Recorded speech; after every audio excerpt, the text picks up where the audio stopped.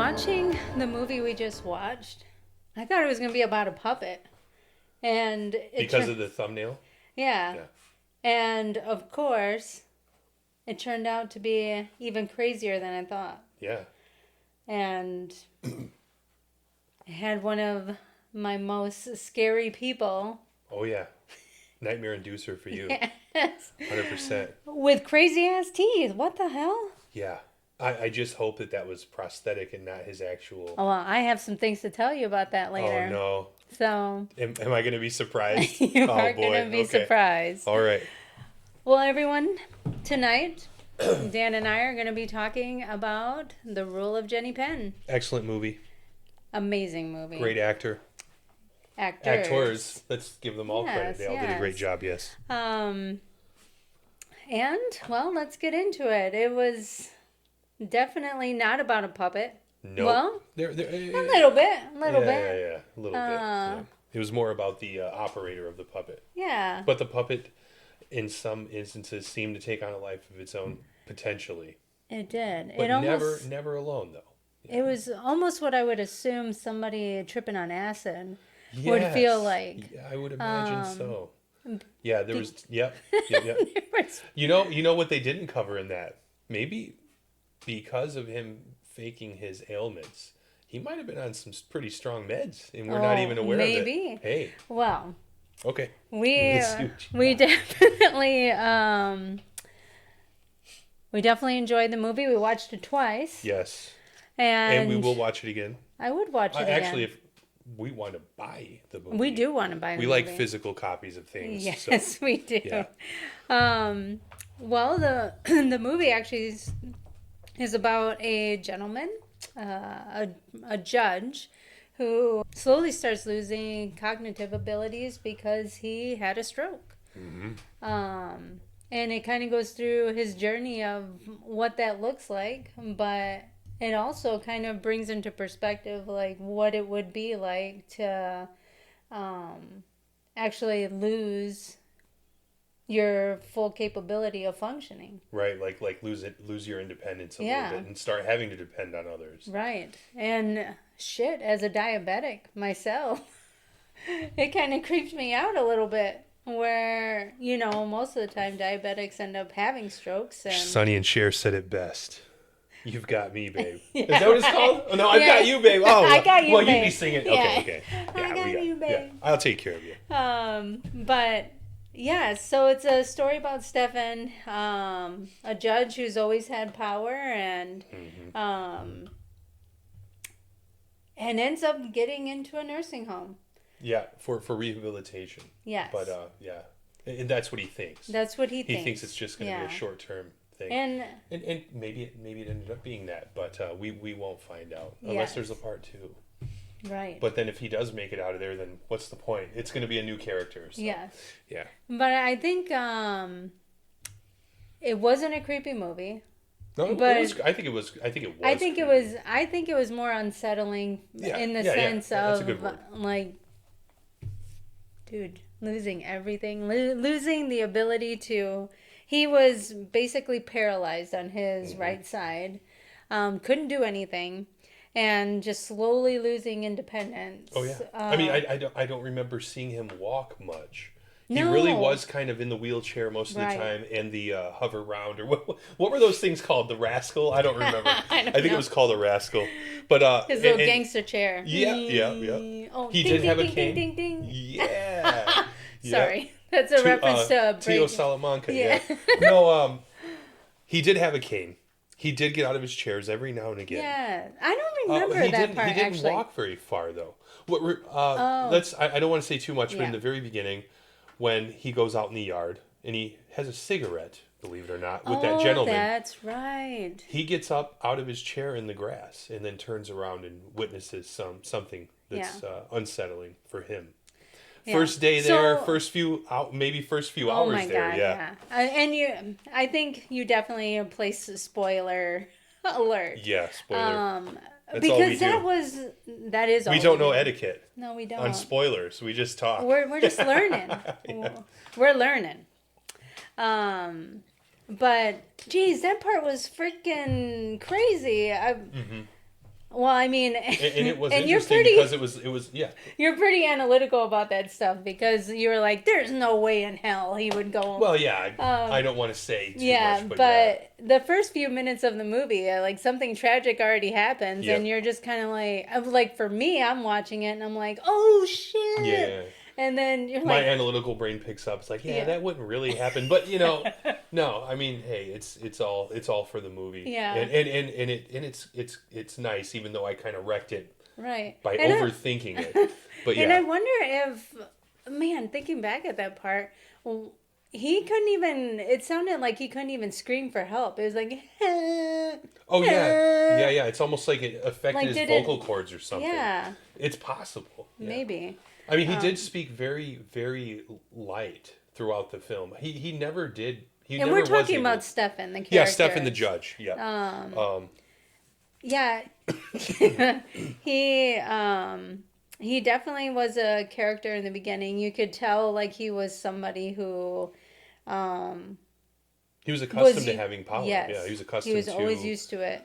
being in complete control. Yes. And even being responsible for the fate of others as a judge. I mean, that's you are. You along with the jury, of course. And I mean, I won't get into too much law stuff, but yeah. So as a judge, he's handing out sentences for people. He's actually playing with the fate and the destiny of others. And then God decides to strike him Oh down, my I guess. goodness. Not that he did anything wrong. We don't really know We don't know much. his history Yeah, or he anything. just seems like a well-educated. He's a judge. I mean, Yeah. it's just. Well, what he he acted is. like he was kind of stuck up too. He so, did. He did not speak to people properly. yeah. He seemed to have a general lack of empathy for the world. And I guess being a judge, that may happen to you when you see all of the horrible things that are happening all the time. You might become that way. You might start becoming a little misanthropic, I think. Yeah. Well, you see that kind of stuff all the time. It's kind of like that's Dan's thing is watching legal based. Body cam stuff and yeah. different court stuff. Yeah. I mean, when it comes to judges, are they all? I could never be a judge. I think they fool me. Some of these criminals. I'm like, oh man, he didn't do it. I'm thinking that, but who knows? They probably I don't know. Yeah. I think the last one I watched with you, it was I was really surprised that the judge actually like listened because it was about an individual who was riding a bike and A cop decided to have a power trip, yeah. and in the bike rider who really did nothing wrong ended up spending time in jail. And, he, of course, took the cop to court. And, usually, I'll tell you, most of them, I don't see a good outcome for someone who's arguing a cop's case. Mm-hmm. The outcome is usually in favor of the cop. Yeah. And then whatever the cop did, it's just accepted, and it's like, it's holy. Whatever a cop does, it's kind of holy in the eyes of the state, because, they are working for the state. Right. You're the enemy. So in this case, nicely it worked out for the bicyclist. I don't know what the settlement was, and it doesn't really matter. But I think it's important that they, they have some accountability for their actions and hopefully stop the bad ones who do stuff like that all the time. But anyway, I've gotten way off the I'm point sorry. here. Yeah, no. Back to Jenny Penn. Yeah, back to Jenny Penn. Don't let me do that. I'll steal the whole thing and we'll talk about something else. I'm really bad at that. Well, so and let's stay it's focused. relevant. It's somewhat relevant. Stefan was, he was used to the power, got into this nursing home, and really thought like, I'm here temporarily, and he's talking to everybody like, I'm here temporarily. He's throwing his weight. Yeah. You need to do what I tell you to do. He was still throwing his weight around. And he was distancing himself, like didn't want to know any of the residents, and was just kind of stuck up about it. Yep. So almost like he thought he was better. Yeah, dare I say. better than everybody. Especially that one scene with the, was she the director? Yes. When he was like, and this word, by the way, means this, Oh, and yeah. this, if you didn't know. And he's like infantilizing her, but, you know, and over-explaining what words mean, as though she doesn't know what they mean. Yeah.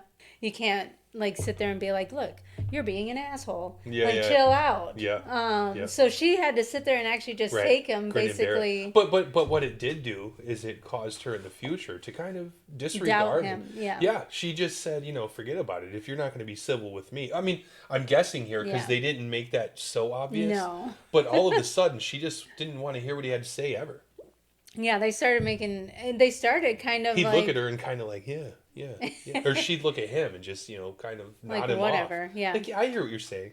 And it's kind of like, it's kind of like that bad employee that always wants to talk shit all the time, and then you're just kind of like, all right, dude. Like, it's kind of like that cry wolf situation. Like, you're complaining about everything. Like, he was complaining about the food, complaining about his room, complaining about... Then he started more serious where now it's just like, oh accusations. my gosh, okay, well, now you're just complaining, and Right. I'm not going to listen to you anymore. So, I think Cried wolf. Yes. Yeah, that's a good one. So Stefan's character starts realizing that he is losing independence, losing his power, and is really starting to suffer some major repercussions from having the stroke. But doesn't realize it because he thinks he's getting better. In his mind, he's going in and out. He's having episodes where... And I thought that was pretty clever how they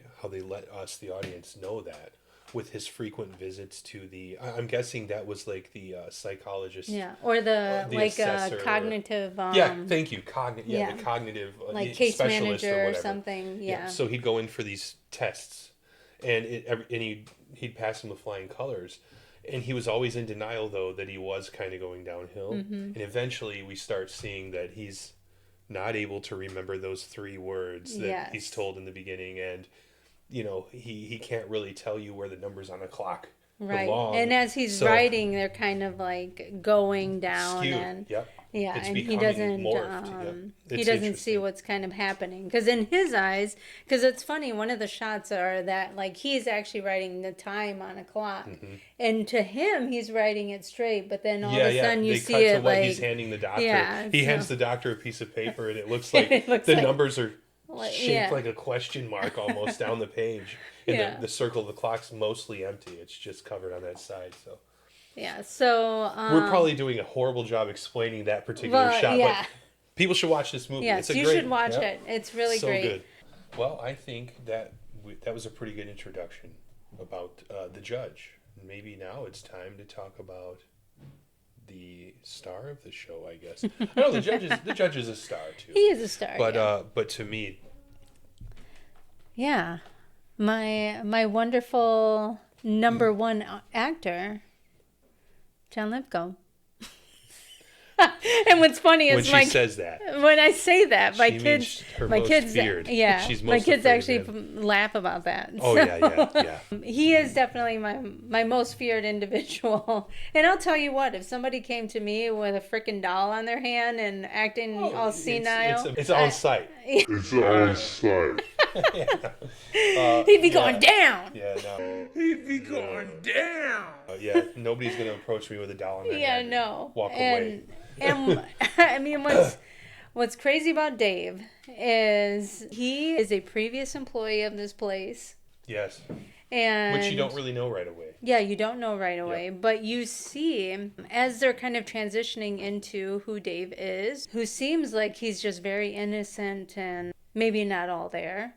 Yeah, that's what it really seems like. He in the very beginning, it just seems like he's definitely someone who's suffering from cognitive decline. Yes. Probably he talks to himself. Obviously, he's got the doll on his hand. Yeah. But I think what's wild is, watching it the second time. The first time I didn't realize this, but the second time I realized how terrified like all of the residents actually looked whenever he walked into the room. Yeah, the scene where the cat jumped up in the chair and those 2 gentlemen walked away and we're like, why did they get up and leave? just abruptly like that. Oh, And then shortly after, he showed up, and he took one of their chairs, I think. Yes. So that was the first clue that we kind of missed until we watched it the second time. But we had, at that point now, we had foresight, though. We'd already seen the movie. We knew what was coming. What was happening. So, yeah. What was effective was just the fact that somehow our little friend here took... Flemmy-Jen really took over the power of Dave's character. I mean, it was kind of like he was using the doll as a form of power, and these residents were actually scared of it. It was like as soon as they saw it, they were like shaking in their boots and freaking out. And I mean, it's crazy to think that you would be that vulnerable to allow for someone to kind of take over like Dave did. You know, there's so many parts in the movie where he, you know, does inappropriate things with his doll. Yeah. And he absolutely exploits the fact that most of these people can't really do anything. They're powerless against him. And why are they powerless? Because they're all old as hell. That's kind of the mystique of the film, I think. They're all old as hell, and yet they can't stand up to this guy. Okay, let's think about this in terms of reality. It is a little far-fetched. But is it though? We don't know. We've never been in this situation. But I was raised thinking people of that age were either from the quote-unquote greatest generation or the generation that followed. These people generally don't take a lot of shit. Well, I know just from personal experience, as I've gotten older, I don't really give a shit what people say or what they do. No, I don't care either. But if somebody was harming you, I can tell you that if somebody was harming me, I'd be handling some business. Yeah, to the best of your ability. Yeah, you'd get creative. Yeah, 100%. And that was one thing I think. Nobody was getting creative. Yeah. There was a moment. There is a moment. There is a moment that comes. Yes. But it's bizarre how much people endure before that moment. But I want to get back to the puppet thing because I don't know if the puppet was a source of power for him so much as it was a mask. Because remember, when the judge was finally coming to terms with the fact that he was actually in cognitive decline, that gentleman handed him a pamphlet. Oh, that's right. Do you remember? That's and the pamphlet said it was like Alzheimer's and how a puppet can help with Alzheimer's or something of that nature. Well, throughout the whole movie, Dave has all of the staffers duped into believing that he is suffering from one of these things, and that pamphlet serves no other purpose in my mind than to finally let us know why he's carrying it around. It's all an act. It's all an act.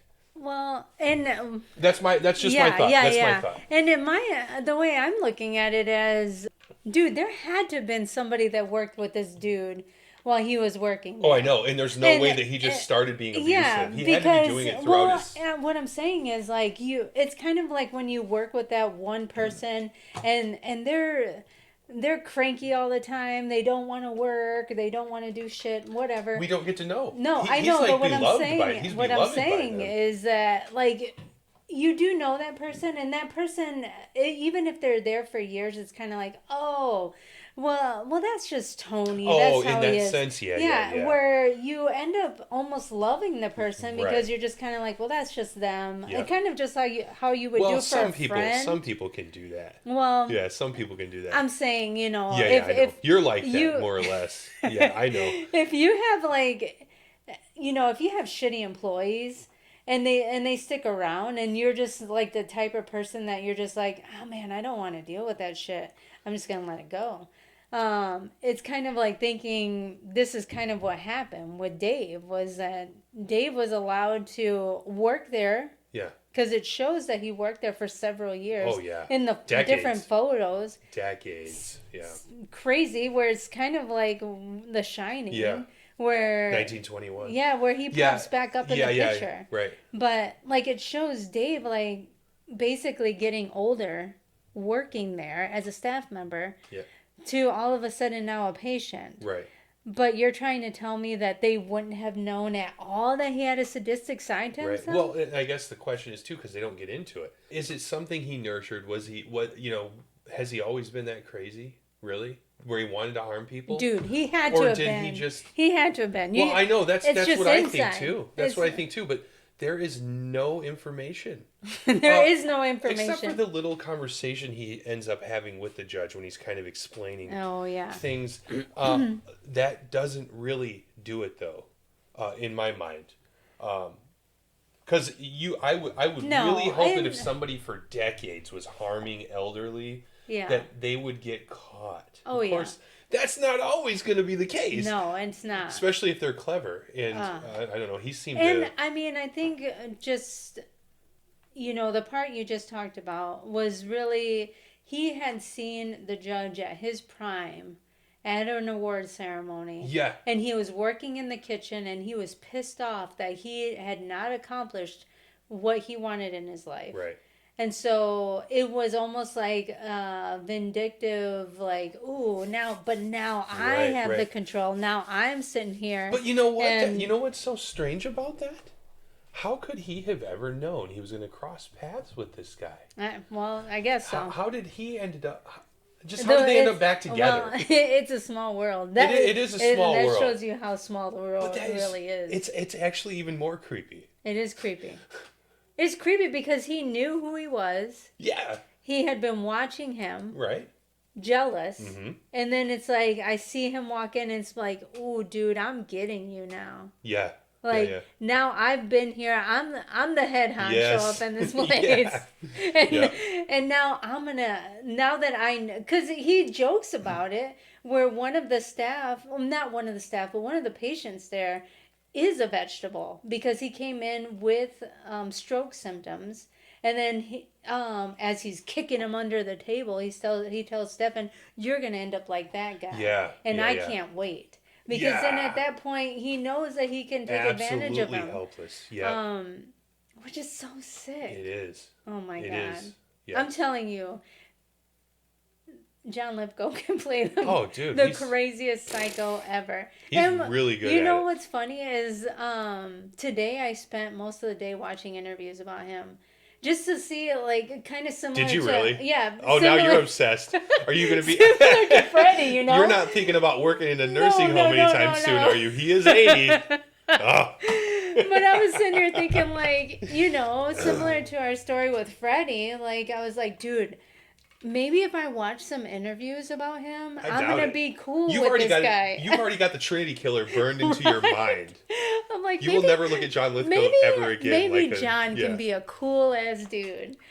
No. Oh, I'm sure he is. You want to know what? He's so sweet. Yeah. He's so sweet well, he in seems this that interview. Way. How could we know? He might be putting on a role. Maybe he does this in real life. Maybe. I'm totally kidding. Maybe. No, I'm totally kidding. But he is like the sweetest interviewer, and just you see a different side of him, which was funny because just like you had said before, just meet Freddie and where everything's gonna be fine, and and it has happened that way. Yeah. Where now I do find I think Nightmare. Have we watched 4? Up to number 4 now? Yeah. Good job. Yeah.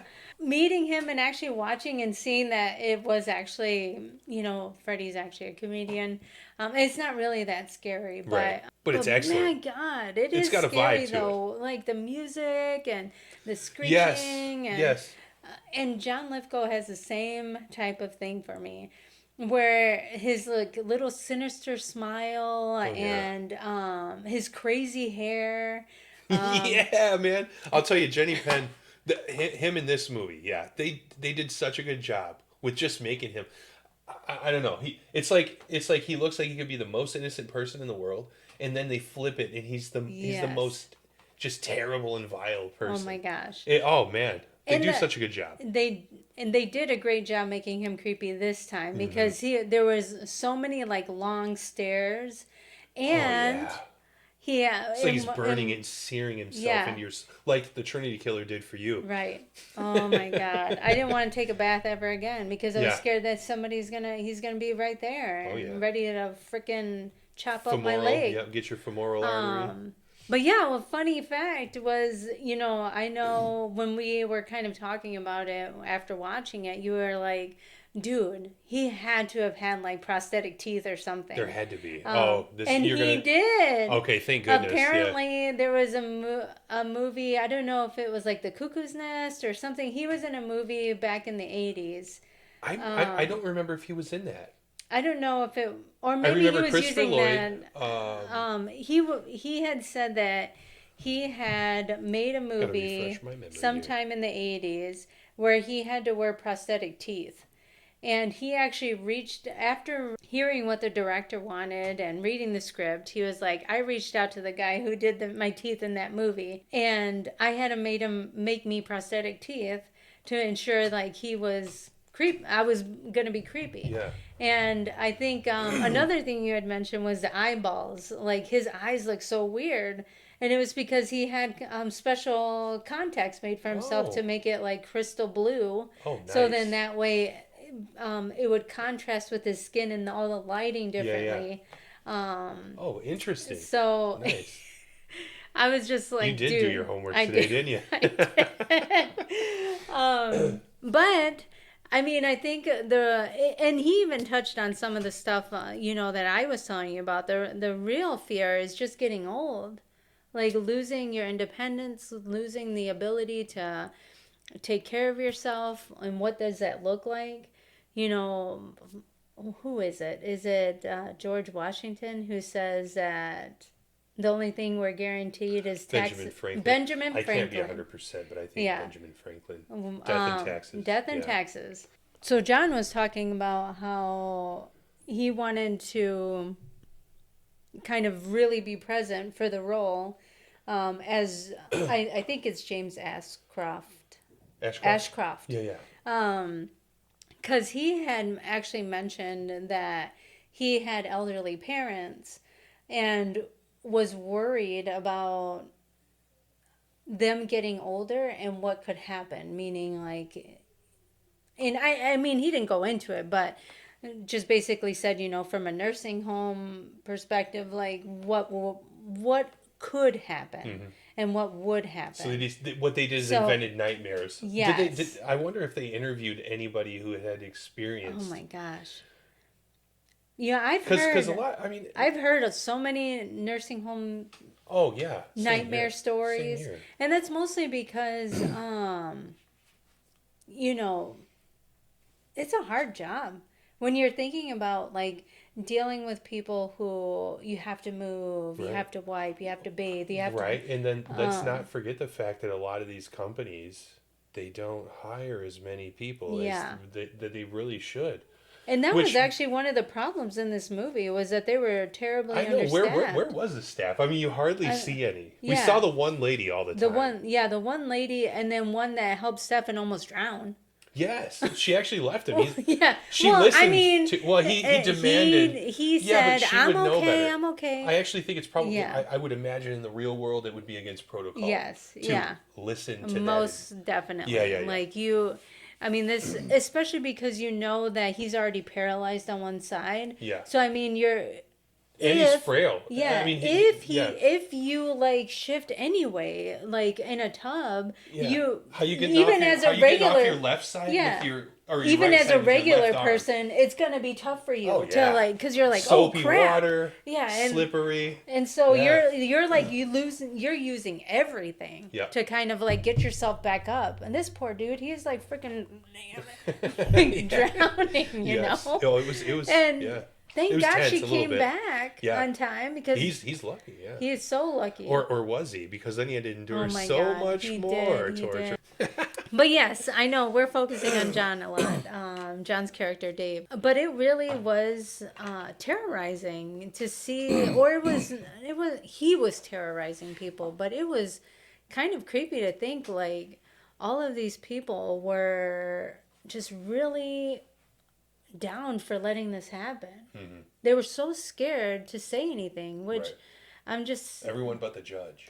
Yeah. And, but it didn't work out in his favor. It didn't work out for him. So the judge almost showed us why everybody just kept their mouth shut. I think when someone's promising to make it worse for you, if you... Oh my God, yeah. Um, it keeps popping in my head, and I don't want to say it because it's inappropriate, but like when he would terrorize people with the doll, and then ask them to complete the ritual. Let's just call it a ritual. It was a ritual. It was like, it was a very interesting. dude, seriously? Yeah. And who cooked that idea up? That's sick as hell. I want to know who cooked that idea. That's so sick. Yeah. Ugh. Oh my gosh. But yeah, I think, the movie didn't have jump scares. It didn't have like anything like, it didn't have blood or gore, but I think it really kind of made you think like, dude, what's going to happen when you get old? Like, every day you're getting older.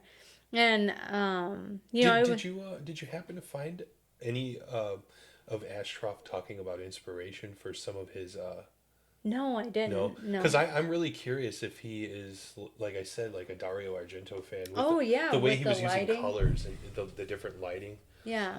It just struck me as being something maybe inspired by that. Yeah. The color red is like my absolute favorite. That's why we have so much red.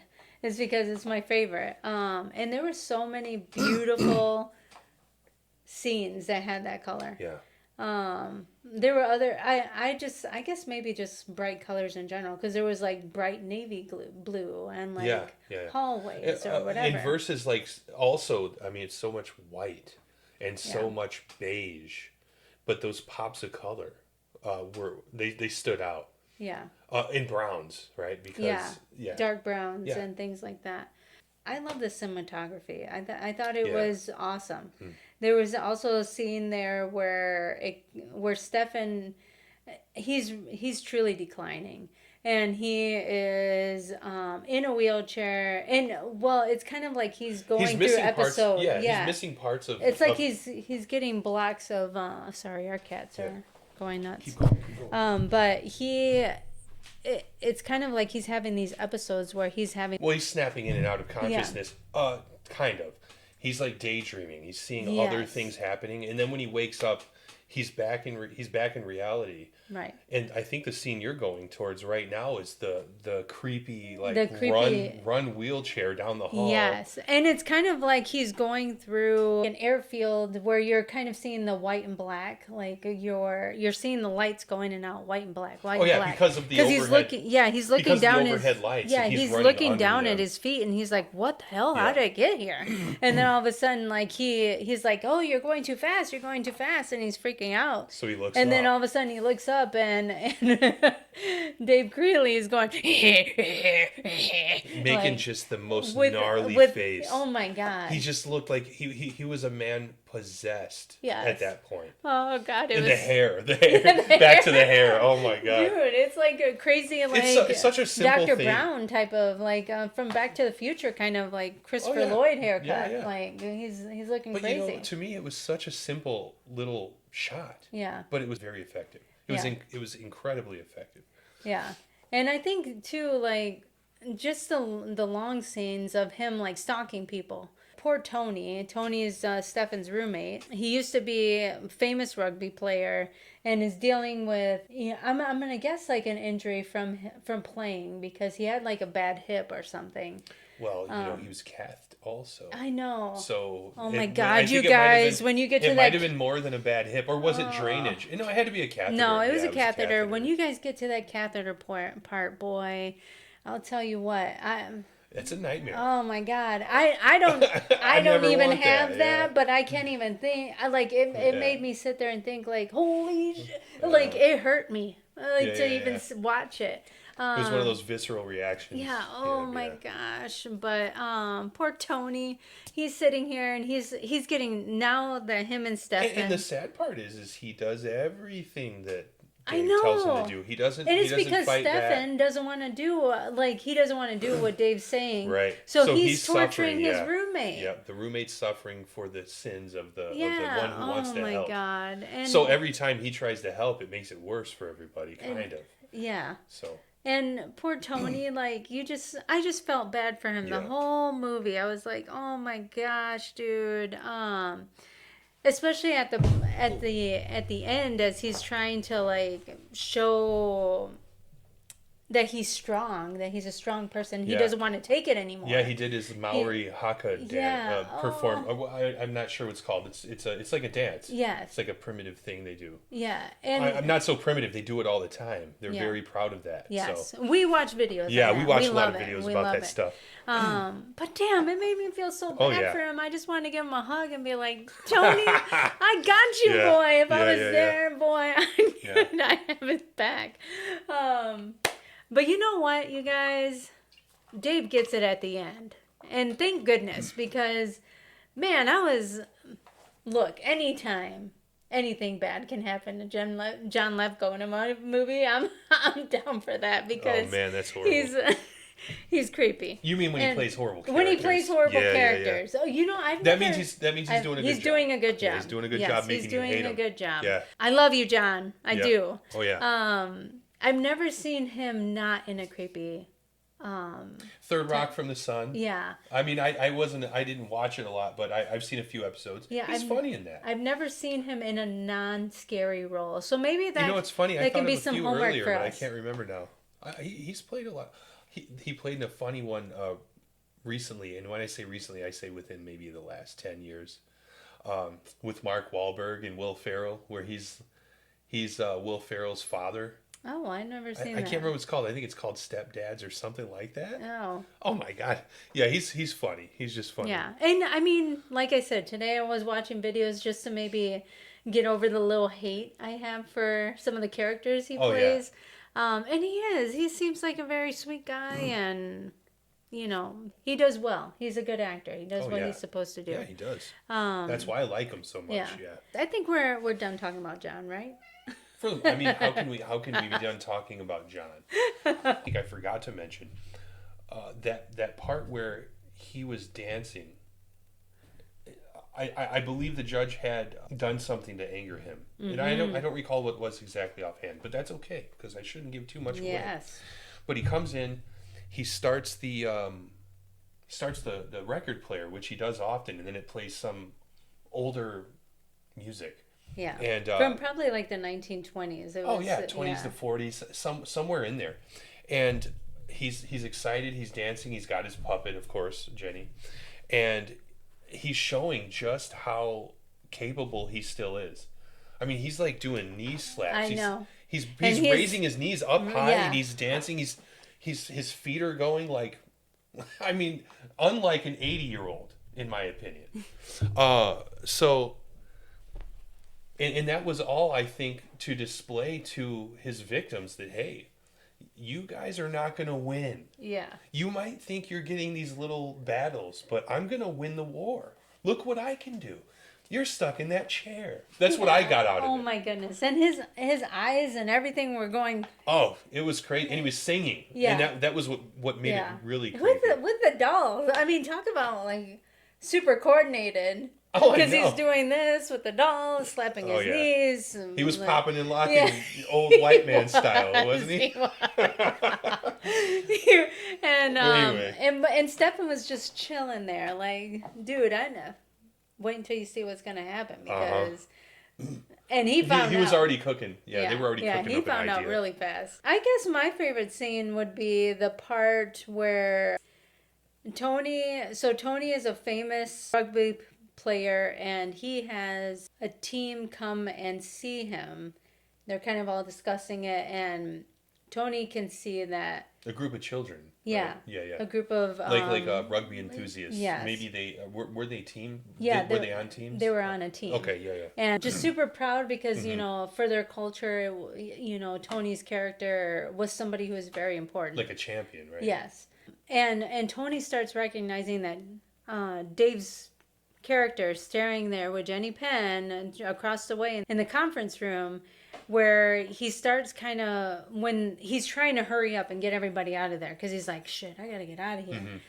He starts heading out, and you see him kind of limping out, and then all of a sudden he's limping out to like this, it's part of the nursing home, but it's pitch black. He like goes into the darkness, And then Stefan's character in his little wheelchair is like, well, where the hell is this guy going?